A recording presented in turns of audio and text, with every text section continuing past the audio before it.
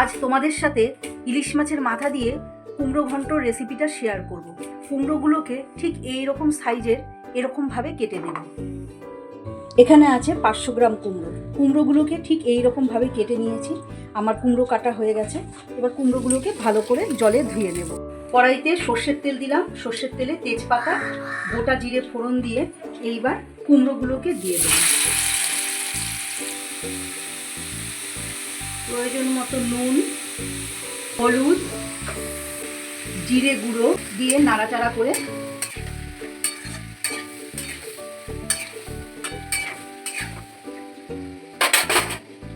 ঢাকা দিয়ে দিলাম।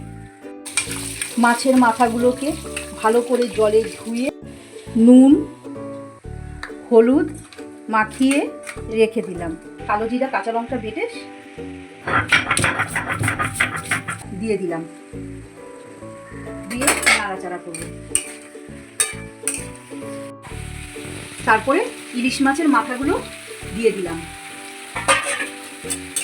দিয়ে হালকা নাড়াচাড়া করে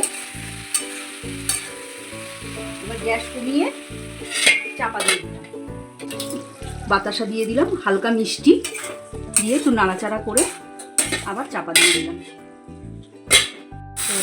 ইলিশ মাছের মাথা দিয়ে কুমড়ো ঘন্ট একদম রেডি হয়ে গেছে।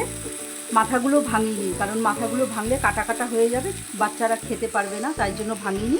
যখন পাতে দেবো তখন মাথাগুলো ভেঙে দেব। ইলিশ মাছের মাথা দিয়ে কুমড়ো ঘন্ট রেসিপিটি কেমন লাগলো জানাতে ভুলবেন না। ভিডিওটি ভালো লাগলে লাইক কমেন্ট শেয়ার করে দেবেন। পরবর্তী ভিডিওর জন্য চ্যানেলটি সাবস্ক্রাইব করে রাখবেন। ধন্যবাদ।